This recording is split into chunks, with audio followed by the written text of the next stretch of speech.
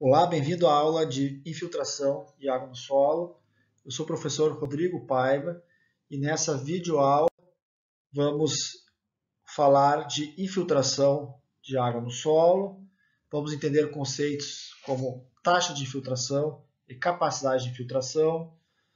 Vamos entender como medir a capacidade de infiltração e como prever, predizer ou estimar esse processo através da equação de Horton. Também vamos falar sobre o balanço de água na zona das raízes. O que é infiltração de água no solo? A infiltração de água no solo é a passagem da água da superfície do solo para dentro do solo. Então, o fluxo entre a superfície e o solo. Conforme vemos nesse experimento realizado no laboratório, para diferentes tipos de solo arenoso, siltoso e argiloso, no momento em que a precipitação atinge a superfície do solo, e esse solo está seco, ela é rapidamente absorvida pelas camadas superiores do solo, já que o solo possui muitos vazios preenchidos apenas com ar. Nessa condição, o potencial mático do solo ainda é muito alto e a água da chuva é absorvida muito rapidamente. À medida que os solos vão sendo preenchidos, a infiltração tende a diminuir, fica mais lenta e fica limitada a capacidade do solo em transferir a água para camadas mais profundas, conforme a gente observa nesse experimento. Uma coisa interessante que também vemos nesse experimento é a diferença desse fenômeno quando ocorre em diferentes tipos de solo. Quando ele ocorre em solos arenosos, em que a condutividade hidráulica é muito mais alta, ele é muito mais rápido. Essa frente de molhamento e infiltração foi muito mais rápida. Em solos siltosos, tivemos um caso moderado, e em solos argilosos, foi realmente muito mais lento, já que a condutividade hidráulica é muito menor, fazendo com que essa frente de molhamento se propague muito lentamente. Chamamos de taxa de infiltração a quantidade de água que efetivamente penetra no solo ao longo do tempo. Ela normalmente é expressa em volume por tempo ou lâmina por tempo, por exemplo, milímetros por hora. E chamamos de capacidade de infiltração a máxima taxa de infiltração possível, dada aquela condição de solo. Por exemplo, um solo pode ter uma alta capacidade de infiltração, mas se não está submetido à precipitação, a taxa de infiltração vai ser igual a zero. Isso é exemplificado nessa figura. Vejam, na linha vermelha temos a capacidade de infiltração. Normalmente ela é muito mais alta quando o solo está seco. Se ele vai recebendo água, à medida que ele vai se umedecendo, ela vai diminuindo exponencialmente, chegando a um limite. Digamos que esse solo tenha sido submetido a essa precipitação, no primeiro intervalo de tempo um pouco maior, depois no segundo intervalo de tempo um pouco menor, depois subiu de novo, desceu, subiu de novo. Vamos chamar de taxa de infiltração o que efetivamente infiltrou, que está ilustrado em verde nesse gráfico. Por exemplo, nesse instante em que a precipitação foi menor do que a própria capacidade de infiltração, a taxa de infiltração ficou limitada pela taxa de precipitação. Já nesses outros casos, em que a precipitação foi maior do que a capacidade de infiltração, o que ocorre é o escoamento superficial. Então, esse volume de água, ilustrado em azul, escorre superficialmente. E como podemos medir a capacidade de infiltração? Existem diferentes técnicas, mas a mais comum é através de um infiltrômetro de anéis concêntricos. Então, como funciona? Nós vamos colocar no solo dois anéis concêntricos. Vamos cravar no solo. As dimensões desses anéis são pré-definidas, conforme ilustrado nessa figura. Nós vamos colocar água nesses dois, no anel central e no anel externo. A água vai começar a infiltrar no solo e nós usamos justamente dois anéis para ter certeza que o anel de dentro não está sofrendo influência da redistribuição lateral de água dentro do solo. À medida que a água infiltra, o que fazemos é fazer medições do nível da água dentro do anel interno ao longo do tempo. Nós vamos fazer anotações desses níveis da água em uma caderneta e estimar as lâminas infiltradas em diferentes intervalos de tempo.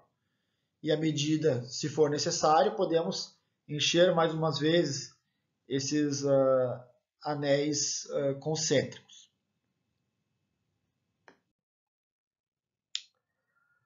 Após se realizar várias medições desse tipo, os hidrólogos perceberam esse comportamento, né? Normalmente, essas taxas de infiltração são mais altas no início do processo e elas vão diminuindo ao longo do tempo, chegando a valores assintóticos. Através da observação desse fenômeno, Horton propôs uma equação de base empírica, então, porque foi baseada nos dados, com a seguinte forma. Ele chama de F a taxa de infiltração, dada aqui em milímetros por hora.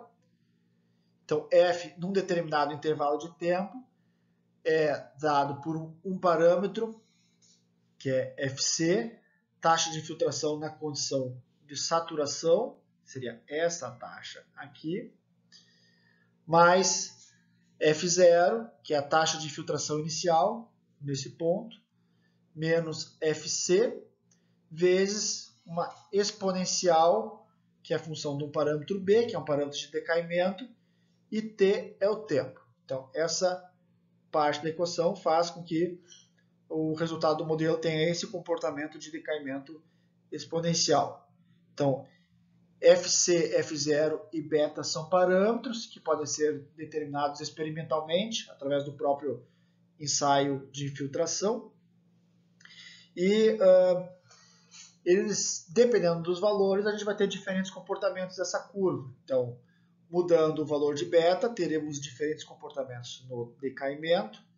Mudando o valor de FC, teríamos diferentes valores finais dessa curva, né? E mudando o valor F0, teríamos diferentes valores de taxa de infiltração inicial.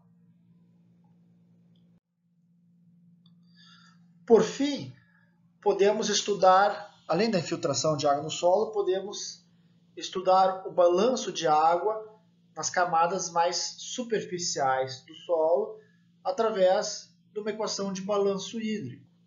Então, se quiséssemos acompanhar ou estudar, entender como a água fica armazenada nesse sistema, na parte superficial do solo, onde a gente tem as raízes da vegetação, por exemplo, o que teríamos que fazer é aplicar uma equação de conservação de massa, como essa, onde V é o volume de água contido nesse sistema, e sabemos que a taxa de variação desse volume, ou seja, ele vai estar enchendo ou esvaziando ou permanecendo com o mesmo volume em função do saldo de todos os fluxos entrando e saindo a esse sistema. Esses fluxos podem ser a precipitação, pode ser como entrada irrigação, né? Chamamos de I, pode estar saindo evapotranspiração, então a vegetação ou a evaporação de água do solo, né? Pode estar saindo fluxo de nesse sistema aqui não vamos considerar o escoamento superficial, né? então não entrou no solo. Pode estar saindo G, chamamos de recarga do aquífero, então vai estar saindo da região superficial, mas também pode estar retornando água do aquífero para a zona superficial através da ascensão capilar, caso o solo esteja muito seco.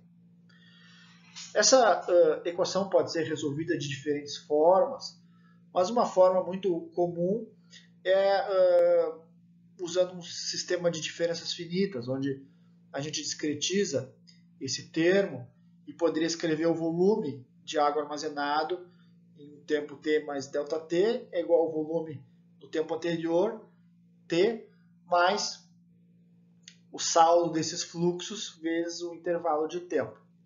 Esse tipo de modelo é muito interessante, por exemplo, para simular o balanço de água no solo ao longo do tempo, né? Quero entender o solo enchendo e esvaziando. Para a estimativa de demandas para irrigação, então como que eu sei quando eu preciso irrigar novamente, né? O quanto que eu vou irrigar. Pode ser usado para estimar recargas de aquíferos ou acompanhar uma região durante um período de secas, etc. e etc. Bom, com isso encerramos essa série de videoaulas sobre infiltração e água no solo. Vimos aspectos introdutórios e a motivação para entender a água no solo. Lembrando que entendemos a composição e textura do solo, entendemos como a água fica armazenada no solo, como medir a umidade, o que é retenção de água no solo, como a água se movimenta no solo, em meios porosos, saturados e não saturados, e como ela se redistribui no solo. Então vimos algumas equações, como a equação de Darcy, a equação de Richards, e vimos o que é a infiltração, a diferença entre taxa e capacidade de infiltração, como medir isso através daquele equipamento de anéis concêntricos e como estimar através de equação de Horton. E por último, como estudar o balanço de água na zona de raízes, que tem a utilidade para planejamento de irrigação, estudo de secas, recarga de aquíferos e etc, etc. Enfim, espero que essas aulas, esses conteúdos sejam proveitosos e que a gente possa se ver em algum outro momento, em alguma outra videoaula.